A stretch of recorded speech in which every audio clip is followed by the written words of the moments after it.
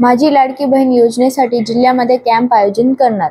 जिल्ह्यातील समस्त पात्र बहिणींचा सहभाग होईल याची खातरजमा प्रशासन करणार। कोणत्याही एजंटला बळी पडू नका, सर्वांना अर्ज भरण्याची संधी मिळणार। जिल्हाधिकाऱ्यांचे आवाहन, सर्व माध्यमांनी विपुल प्रसिद्धी करावी ही आपल्या नांदेड जिल्ह्याचे जिल्हाधिकारी अभिजित राऊत यांची विनंती।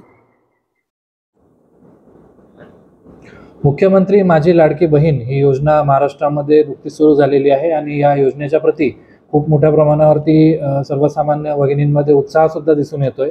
यामध्ये अनेक महत्त्वाचे बदल हे काल दिनांक 3 जुलै रोजी जो नवीन GR आला त्यामध्ये झालेले आहेत। सर्वात महत्त्वाचा बदल म्हणजे या योजनेचे जे लाभार्थी आहेत त्यामध्ये आता वयवर्ष 21 ते 65 या वयोगटामधील सर्व विवाहित महिला, विधवा महिला, घटस्फोटित, परित्यक्ता किंवा निराधार महिला आहे यातील। त्याचप्रमाणे प्रत्येक कुटुंबातील एक अविवाहित महिला यांना सुद्धा या योजनेमध्ये लाभ हा घेता येईल। त्याचबरोबर इतर जे महत्त्वाचे बदल या योजनेच्या संदर्भात झालेले आहेत त्या अनुषंगाने ज्या कुटुंबामध्ये 5 एकरपेक्षा जास्त जमीन होती त्यांना सुरुवातीला यामध्ये गृहीत धरलं नव्हतं, मात्र आता ही 5 एकरची अट ही शिथिल करण्यात आलेली आहे। त्याचबरोबर बाह्य यंत्रणा किंवा स्वयंसेवी कामगार, कंत्राटी कर्मचारी यांच्यापैकी सुद्धा 2.5 लाखापेक्षा कमी उत्पन्न असणारे जे कुटुंब आहेत त्यामधल्या महिला यामध्ये पात्र ठरतील। ज्या महिलांना कुठल्या तरी इतर योजनेमधनं प्रतिमाहा 1,500 रुपये याच्यापेक्षा जास्त अनुदान मिळतं, उदाहरणार्थ संजय गांधी निराधार योजना, तर अशा महिलांना या योजनेमध्ये मात्र लाभ घेता येणार नाही। त्यामुळे ज्यांना संजय गांधी निराधार योजना किंवा इतर एखाद्या योजनेमध्ये 1,500 प्रति महिन्यापेक्षा जास्त लाभ मिळत असेल त्यांनी या योजनेचा फॉर्म हा भरू नये असं मी या ठिकाणी आपल्याला सांगू इच्छितो।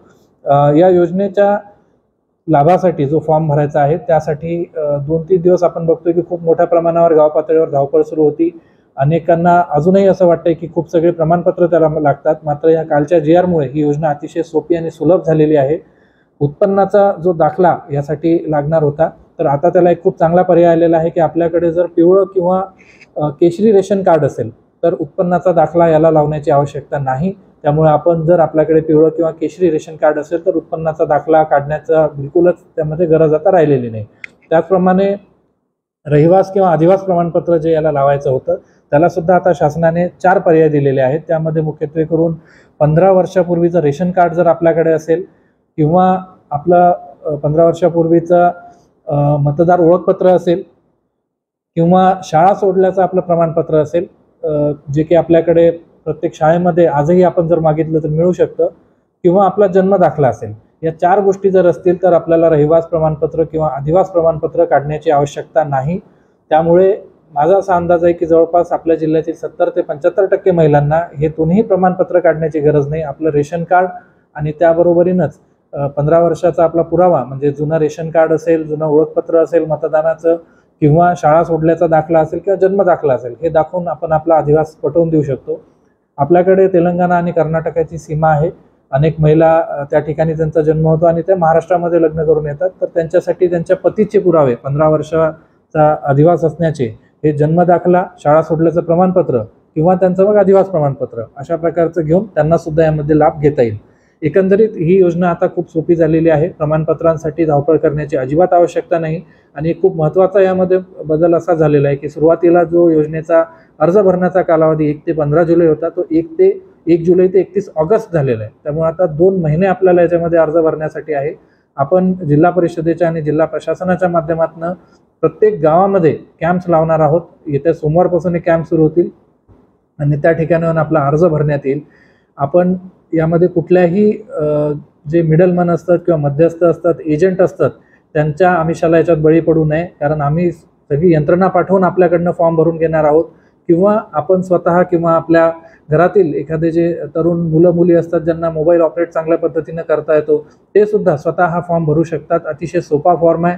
याच्यामध्ये फक्त फोटो काढून आपलं KYC करायचं असतं आणि इतर माहिती भरायची असते, तर त्या अनुषंगानं आपण कोणालाही पैसे देण्याची अतिरिक्त गरज नाही। आमचा जेव्हा कॅम्प लागेल त्या दिवशी आपण हा फॉर्म भरू शकतात किंवा एखाद्याची मदत घेऊन किंवा स्वतः आपल्या अँड्रॉइड मोबाईलमध्ये आपण हा फॉर्म भरू शकतो। तर प्रशासनाच्या दृष्टीने आम्ही ही सगळी तयारी यामध्ये केलेली आहे। आपल्या जिल्ह्यातील जास्तीत जास्त ज्या पात्र महिला भगिनी आहेत त्यांना या योजनेमध्ये लाभ मिळावा यासाठी आम्ही पूर्णतः दक्ष आहोत। यासाठी मी स्वतः असेल, जिल्हा परिषदेचे मुख्य कार्यकारी अधिकारी, मनपा आयुक्त, आमची सगळी टीम आम्ही यामध्ये निश्चितपणे आपल्यासोबत उभे आहोत. मात्र कुठल्याही प्रकारची धावपळ न करता किंवा कुठल्याही प्रकारची घाई गडबड न करता, कुठल्याही आमिषाला बळी न पडता आपण आमची साथ द्या आणि हा अर्ज भरून आपण या योजनेचे लाभार्थी व्हा. धन्यवाद.